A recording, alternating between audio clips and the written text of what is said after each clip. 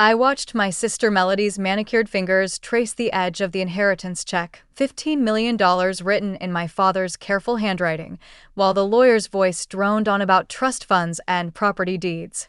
The mahogany chair beneath me felt like it was sinking into the floor as I realized my name hadn't been called once in 23 minutes of reading.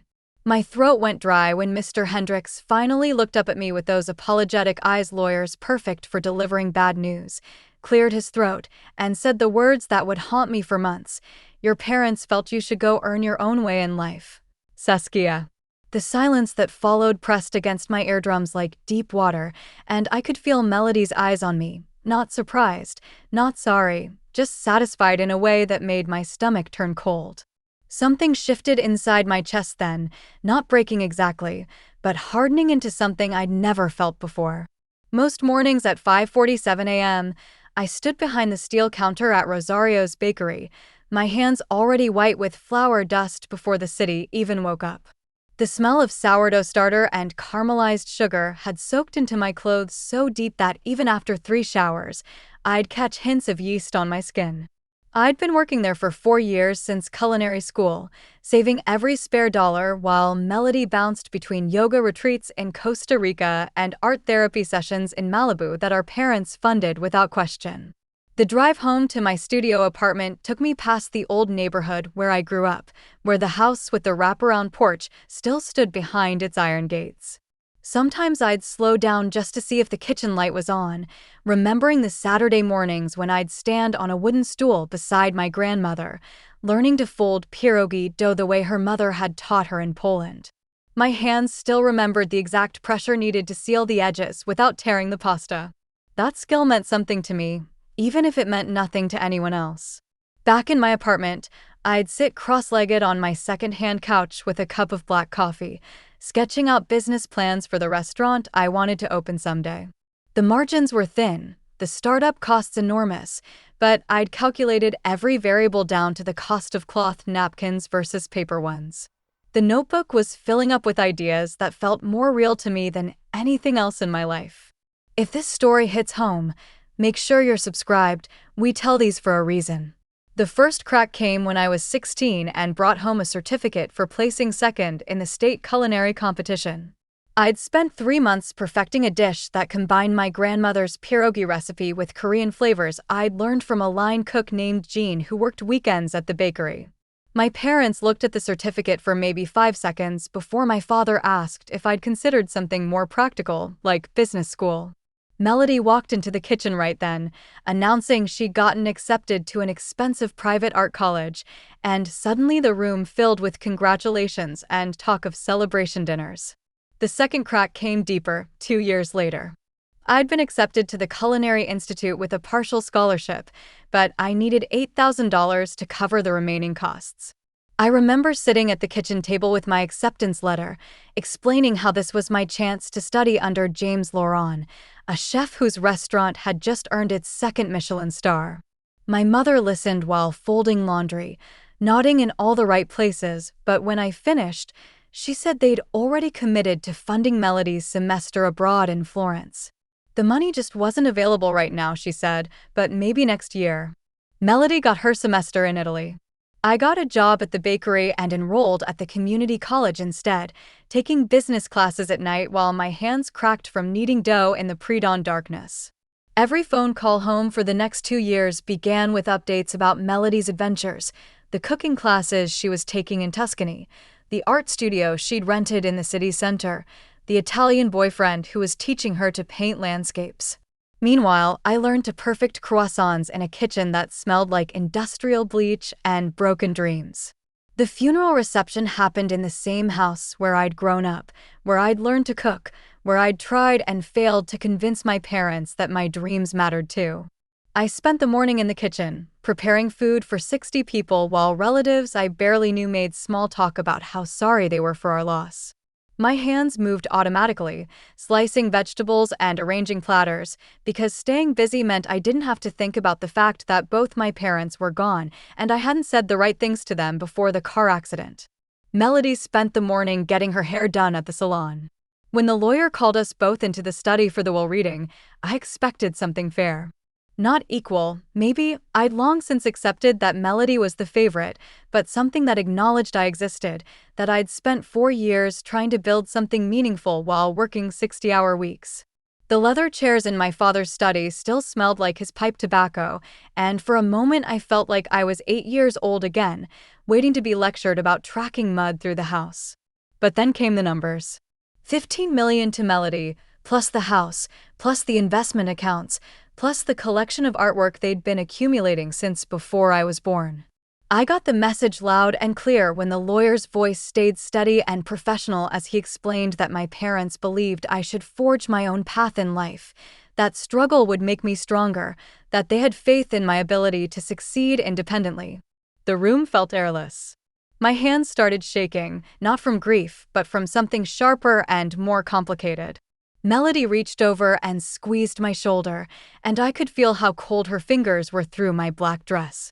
She whispered that she was sure they meant well, that maybe they thought this would motivate me, but her voice carried no conviction at all. She knew exactly what this was. I spent the next 3 days in my apartment, calling in sick to work for the first time in 2 years. I sat on my kitchen floor with my back against the refrigerator, staring at the notebook full of restaurant plans that suddenly felt like a child's drawing taped to a wall. Everything I'd worked for, every dollar I'd saved, every small step forward, it all seemed impossibly far away now, like trying to climb a mountain with a teaspoon while someone else took a helicopter to the summit. The worst part wasn't the money, though 15 million would have changed everything. The worst part was understanding, finally and completely, that my parents had never believed in me at all. They'd watched me work myself into exhaustion for years, watched me choose the practical path over and over again, and decided that made me less deserving of their support, not more. But on the third night, something shifted. I was digging through old boxes, looking for nothing in particular, when I found a photo from my grandmother's 70th birthday. I was 12 in the picture, standing next to her in the kitchen, both of us covered in flour from making pierogies for the entire extended family. My grandmother's hand rested on my shoulder, and she was looking down at me with this expression of pure pride, like I was the most important person in the world. I remembered what she used to say when I'd get frustrated learning a new technique. Saskia, the dough doesn't care how much money you have. It only cares if you understand it. I'd carried that with me through culinary school, through the late nights at the bakery, through every small victory and larger disappointment. The dough didn't care about inheritance money or family favoritism. It only cared about skill, patience, and respect. The idea came to me during the morning rush at the bakery, watching customers line up for pastries I'd perfected over 4 years of getting up before dawn. I'd been thinking about it all wrong, trying to figure out how to compete with Melody's head start, how to build something from nothing while she built from millions. But what if the real advantage wasn't the money? What if it was knowing exactly what $15 million could and couldn't buy? I started small, documenting everything. Every conversation, every business decision, every piece of advice Melody took or ignored. She'd started making noise about opening her own art gallery, using phrases like creative vision and authentic expression while hiring consultants to handle the actual work. I watched her burn through contractors, change the concept 3 times, and alienate potential partners with demands that made no business sense. Meanwhile, I kept working at the bakery, but I started building something else on the side. I reached out to Jean, the line cook who'd taught me about Korean flavors back in high school. He'd been running a food truck for 2 years, barely breaking even but serving some of the most innovative Korean-Polish fusion in the city. I offered to help him with the business side, pricing, inventory management, marketing strategy, in exchange for learning his techniques. The first month was brutal. I was working 16-hour days, sleeping 4 hours a night, and making mistakes that cost us money we couldn't afford to lose. Jean almost pulled out of our partnership when I miscalculated food costs, and we lost $200 on a catering job. But I learned from every mistake, adjusted every system, and slowly started building something that worked.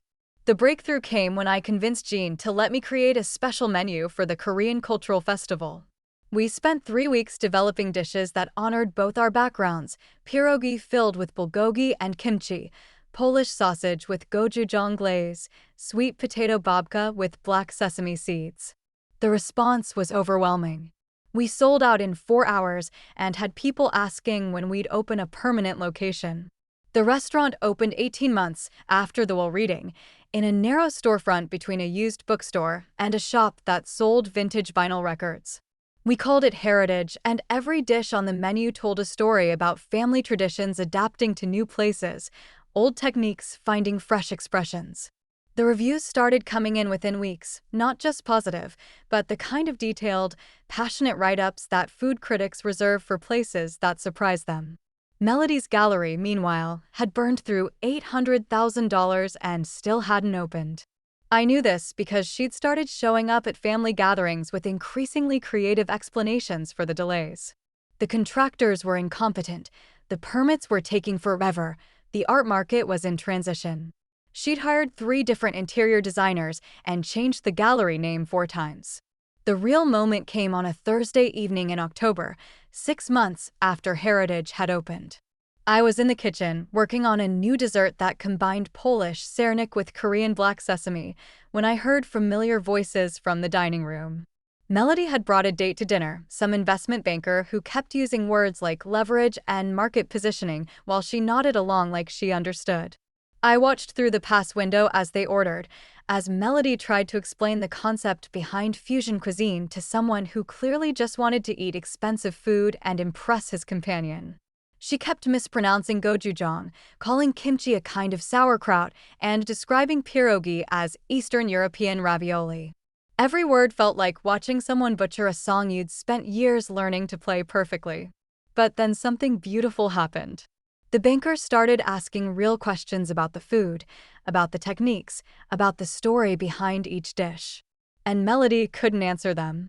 She tried to fake her way through for a few minutes, then finally admitted she didn't really understand how fusion cooking worked, that she'd never actually learned to cook anything more complicated than scrambled eggs. The banker looked around the restaurant, at the carefully curated playlist mixing Polish folk music with Korean indie rock, at the photographs on the walls showing both sides of my family's immigration stories, at the menu descriptions that explained exactly why each combination worked, and said something that made my heart stop. "This place feels authentic," he said. "You can tell someone who really understands food created it." 3 years later, Heritage has a 2-week waiting list and a James Beard nomination for Outstanding New Restaurant. We've opened a second location and started a catering company that specializes in cultural fusion for corporate events and private parties. Jean and I have become genuine partners, not just in business, but in creating something that matters to people beyond just filling their stomachs. Melody's gallery finally opened last spring, 18 months behind schedule and $2 million over budget. The opening night reception felt like a performance designed to convince everyone that she belonged in the art world, complete with catered appetizers from a restaurant that charged 3 times what we would have for half the quality.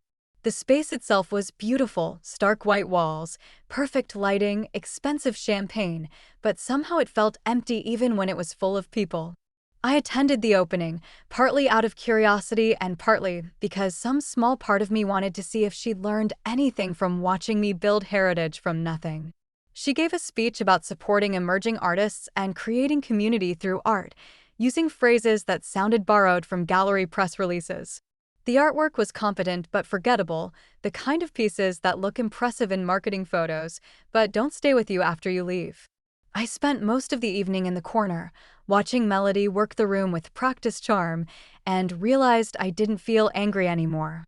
The fury that had sustained me through those first months after the Will Reading had transformed into something quieter, but more lasting, a deep satisfaction that came from building something real, something that would outlast the money that made it possible. Sometimes I think about that moment in the lawyer's office, about the way Melody's fingers traced the edge of that check like she was already counting the possibilities.